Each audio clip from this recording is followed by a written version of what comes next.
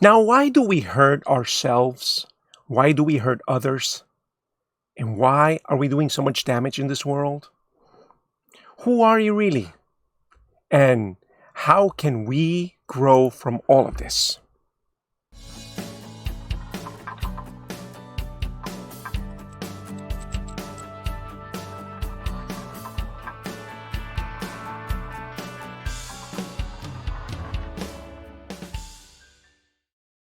Today, I'm going to be explaining some things which you have probably heard in spiritual circles. You've probably heard a little bit in psychology and neuroscience, but I'm going to be speaking about the ego and how does this ego work. Well, once we understand this, we're going to be able to know why we hurt ourselves, why we hurt others, and why we do so much damage to this world. Also, you're going to learn why you are the way you are and who you really are. Additionally, what can we learn from all this? I will be teaching you this from here on. Now, to understand this a little bit better, you have to be aware that the soul wants to have a human experience.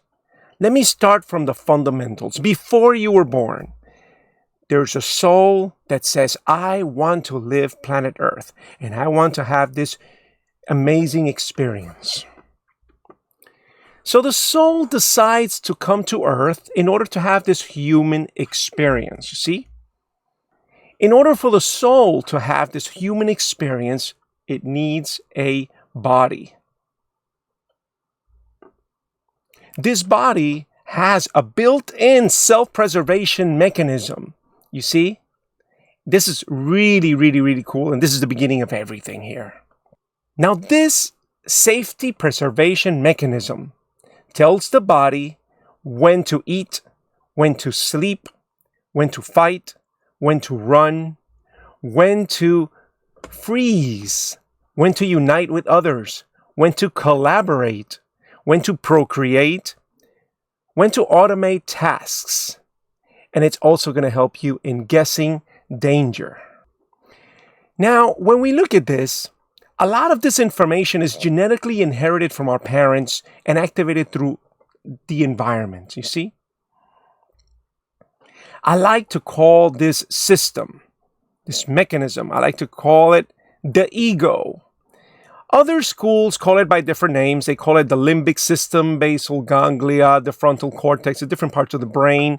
They also call it the reptilian brain. They call it the primitive brain. They also call it the survival mind, body, mind, false I am. The disturber, some religions call it Satan. Other religions call it the adversary or the challenger. Now, this ego is all about survival mechanisms, schemes, and distractions, as you can see here. This ego processes dualities for safety and uses all the pain and pleasure as a guide, you see? The ego creates a huge collection of positive and negative emotions and feelings through pain and pleasure. As you can see here, you'll be able to see that, and I use the little symbol of the yin and yang because these are complementary opposites to each other, the dualities that we experience. So we have you have the painful emotions, such things such as apathy, grief, fear, hatred, shame, regret, resentment, anger, hostility, guilt, despair. And then you have the more pleasurable experiences, the one that make you feel really good. You have joy, interest, enthusiasm, laughter, empathy, action, curiosity, anticipation, pride, desire, euphoria, hope. You see? From these forces, you can see here that from these forces, all other emotions, experiences, and dualities are derived. And this is what shapes our personality. So you can see here that we have the area of pain and the areas of pleasure. Things that we fear, it will always be connected with pain, and things that we love are going to be connected with pleasure.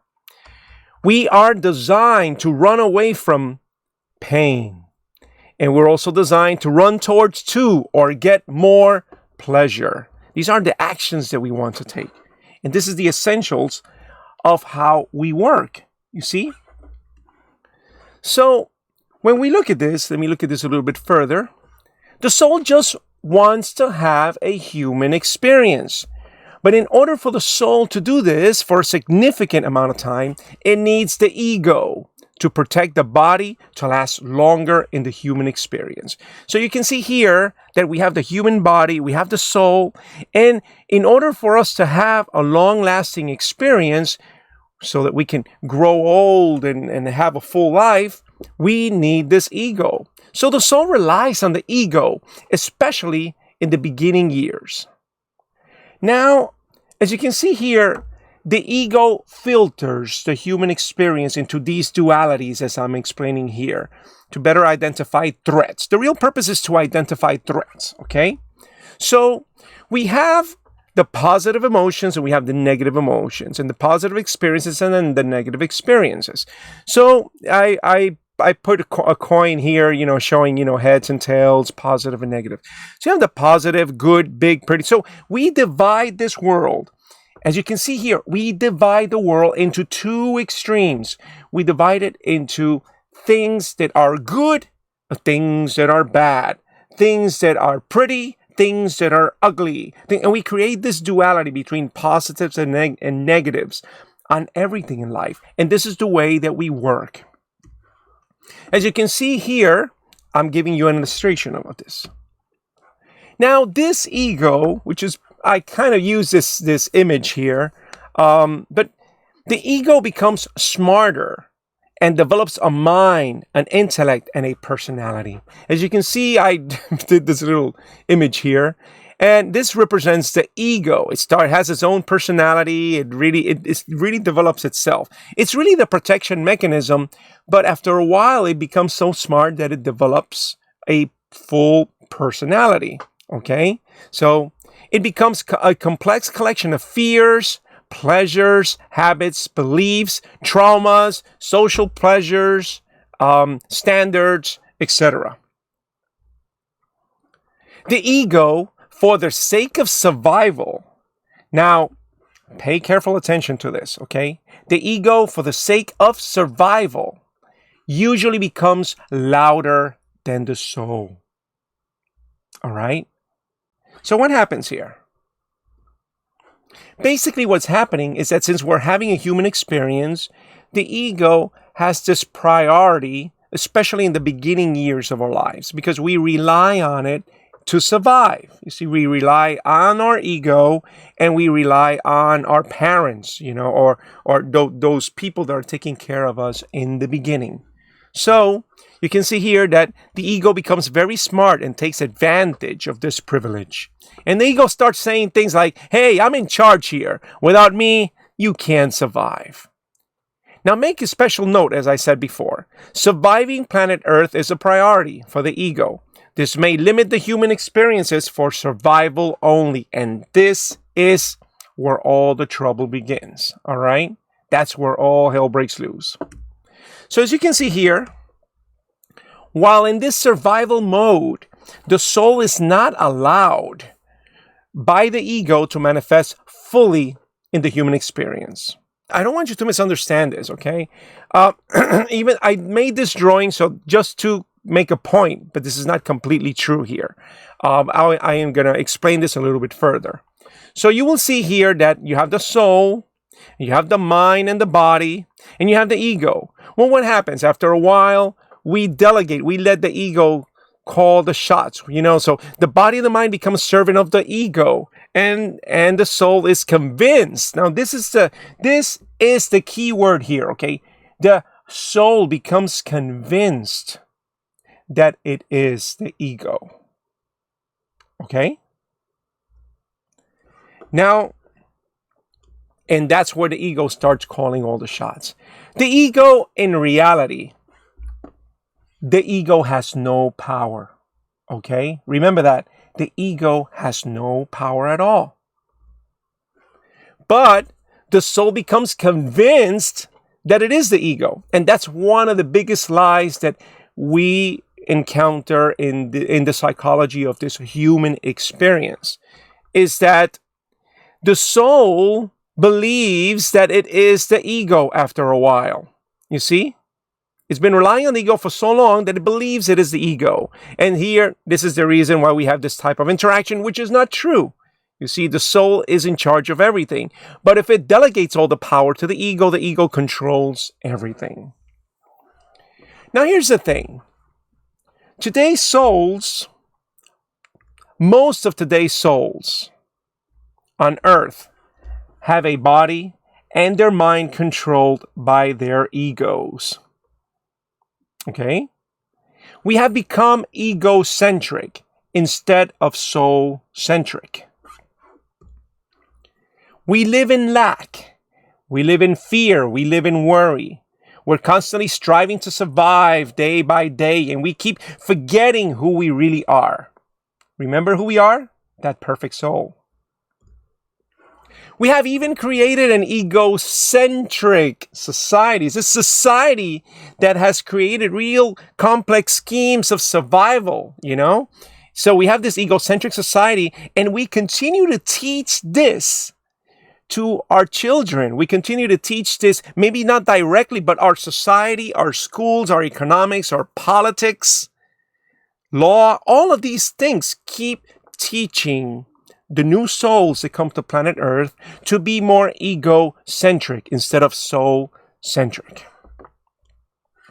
We have become unhappy, and you can see this in this modern era. You know, unfulfilled, feeling that something is wrong and that, I don't know, you can't quite put your finger on it and say it's this or it's that.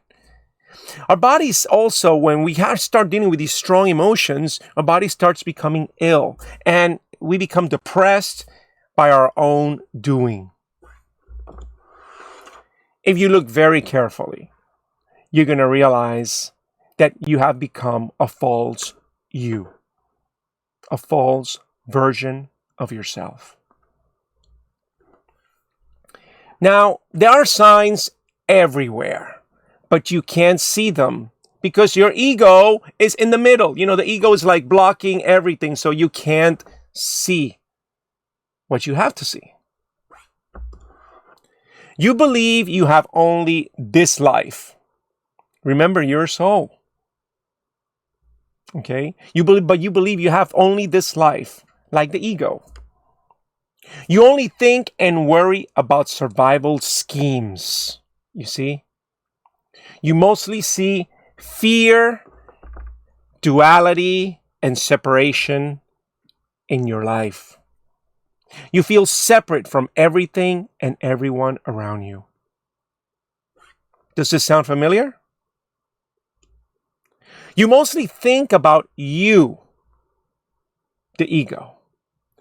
And you also think about winning. You have to win because you're surviving. And he who survives is the winner. You have become your ego because that's who you believe you are.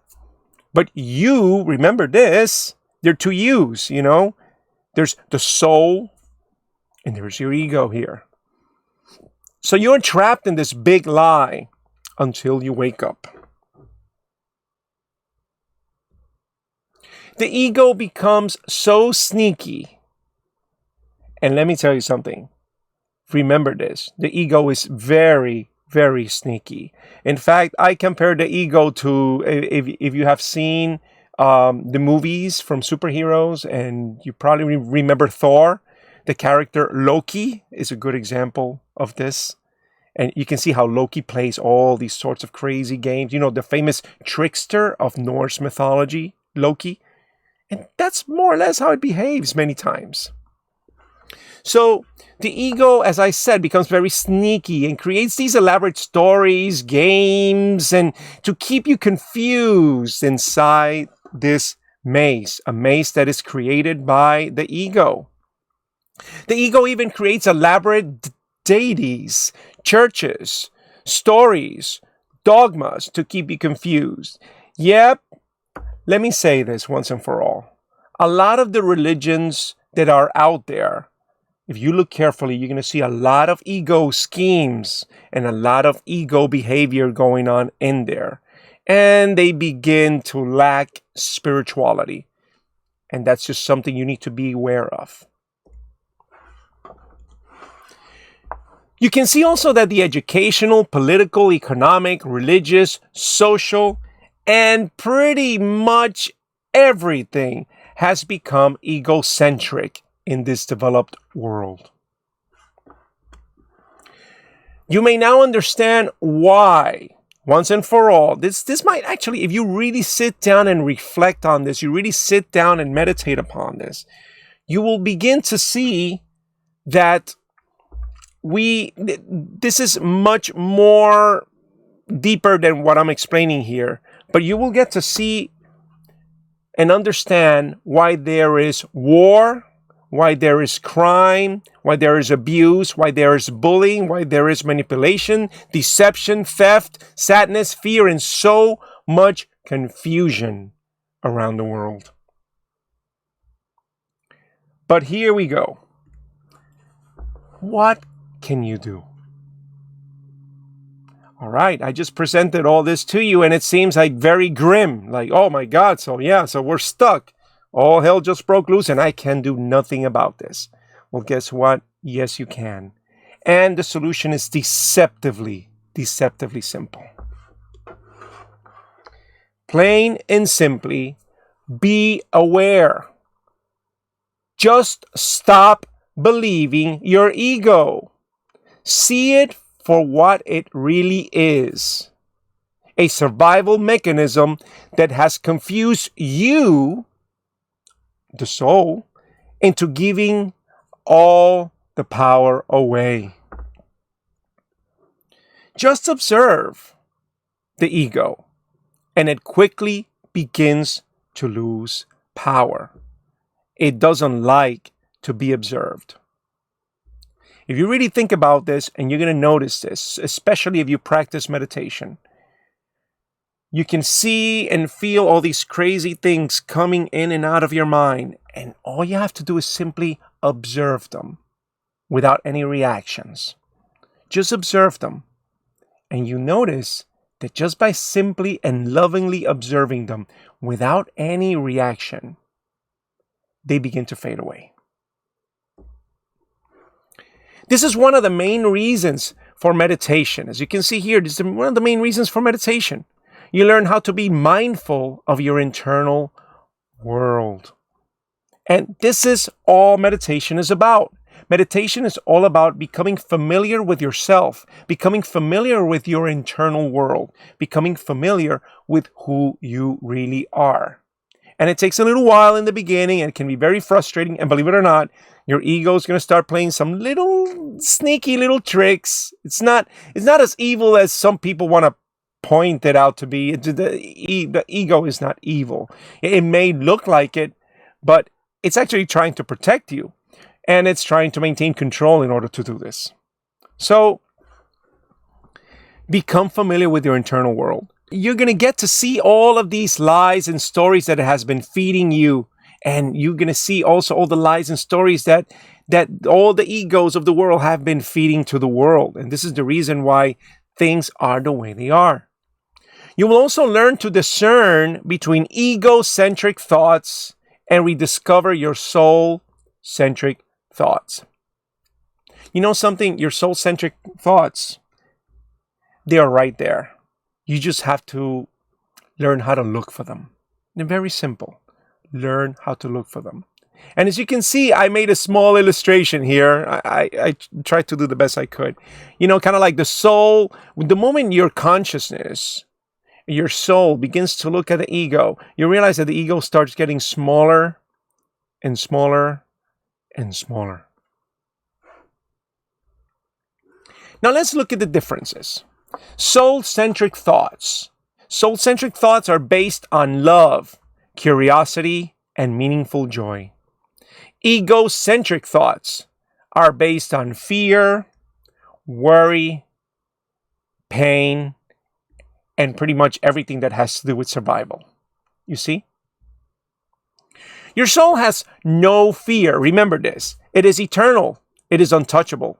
It can only be confused into believing otherwise. Remember this.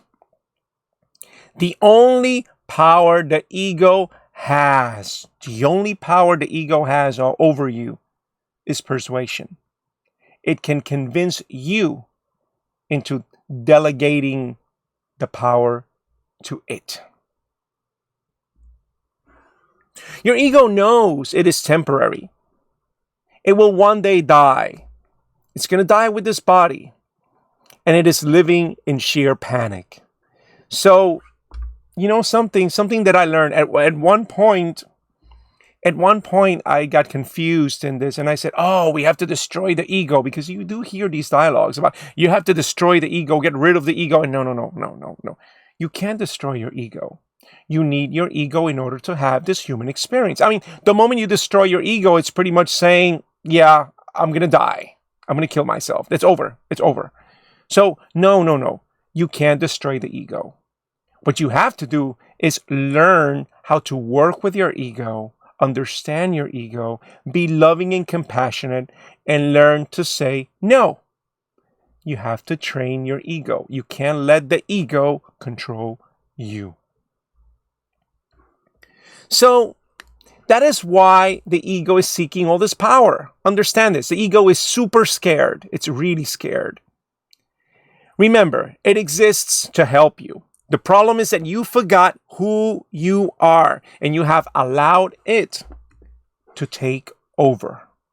You see?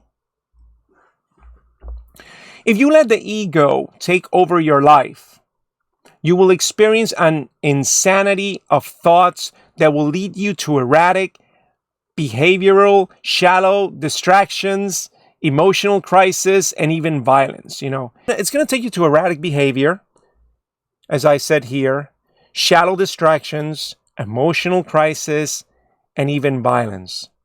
So, just look around you. Look at the news. Look what the news are feeding us constantly. And the news are not necessarily the truth here, because the news are one side of the coin here. The news are feeding us all this crisis because it makes them money. But there's a lot of good happening in the world. But you're not going to see that in the news, because good doesn't sell. Only bad things, only disasters, only coup d'etat or,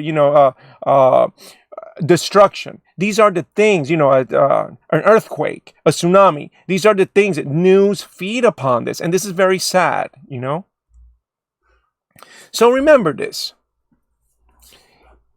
As I mentioned before, just look around you. And you're going to start to see these things. Look at some of the ego. These are the classic ego distractions. Let's look at these carefully here.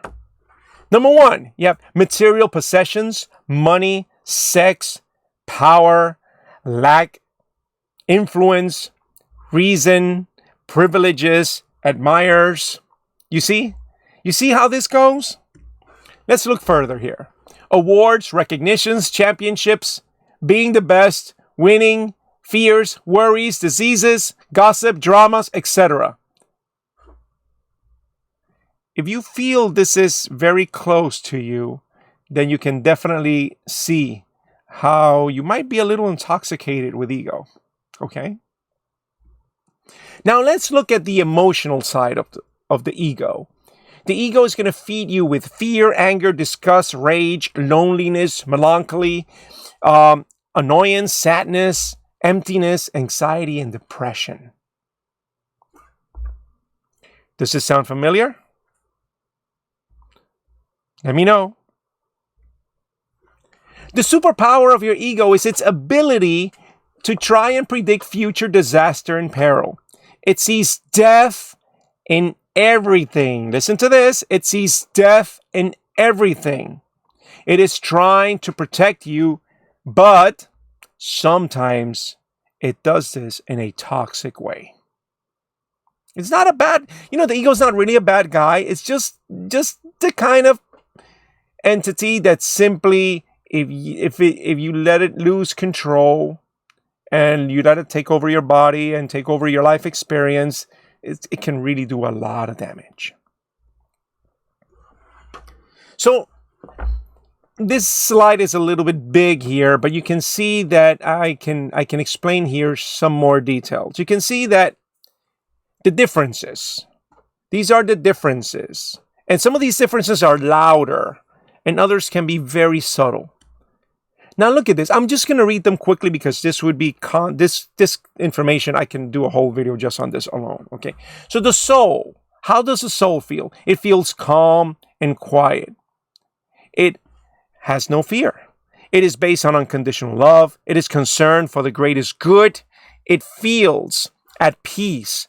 It feels peace and connection with everything. It is not emotionally invested in the outcome because it has no fear. It knows that it has many opportunities, that it is eternal, and this is just a temporary experience. So it has no fear. It is consistent. Its message doesn't change. It is patient. It has no rush. It needs no excuses. It may not make sense to your human mind, but you feel that you can trust that little voice because it feels right. This is when the soul is speaking to you. You sense the voice is coming from your heart, from your core, from your gut, and it feels right. It feels perfect. You see the difference here? Now, let us look at what the voices of the ego and how they feel. The ego is loud and wants to shout out, all opinions. It feels easily threatened. It is based in worry, fear, or any other negative emotions. It is concerned with itself only. It feels angry, hyper, overly excited, panicked, jealous, overly passionate, and tense. It feels threatened if it doesn't get its way. This is definitely an uncontrolled ego. Once your ego is trained, and please remember this. Once your ego is trained, you'll get to see much less of this. But with an untrained ego, you're going to see everything that I'm explaining here in this list. You see? And you'll see it changes opinion based on your mood or other changeable things into situations. It is not patient, but it can be incredibly persistent. It creates excuses and justifications for itself constantly. You sense the voice, and now pay attention to this here. You sense that the voice of the ego is coming from your head. It's that little voice that seems to be coming from here, and it's telling you things that are not good, that are not pretty, things that worry you, that fill you with fear, worry, anxiety, and concern. You see? Please remember, you are not your ego. You are much more than that. You are an eternal soul that is connected to the universe. You are unborn. You are deathless. You are nameless. You are faceless. This face is a temporary construct of the human experience. So your soul has no face. It can have any face that it wants to have. You see, it is pure energy, and it can present itself within any shape or form that works. It is timeless. Remember that you are the soul. Remember that. You are everything and nothing at the same time because of the duality aspect here. You see, you are the all. That is everything. You are the name that is commonly mentioned, referred to as God, the I am, because you are God. But keep an eye on this, and a lot of people argue this in these presentations. They say, oh, ridiculous, you think you're a God, oh my God, boo-hoo. No.